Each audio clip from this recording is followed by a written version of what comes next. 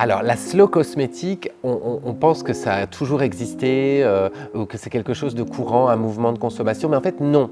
D'abord, il y avait le mouvement slow food. Ça existe depuis les années 90 à peu près, en réaction contre le fast food. Certains Italiens militants ont commencé à être très fâchés à l'encontre des grandes enseignes de fast-food et ont créé le slow food, une nourriture plus goûteuse, plus ancrée dans les terroirs, pour le coup italien, et c'est devenu mondial, le mouvement slow food. Moi d'ailleurs, j'y militais au moment où j'ai écrit mon livre. Et c'est comme ça que je me suis dit, tiens, je vais appeler ça slow cosmétique, puisque moi je m'intéressais à l'utilisation de beaux ingrédients pour la peau, pour la cosmétique. Et en même temps, donc vers 2008-2009, il y avait aussi la tendance slow beauty qui émergeait aux États-Unis. La tendance slow beauty, elle existe toujours. Elle consiste à utiliser moins de produits et à les manipuler en conscience.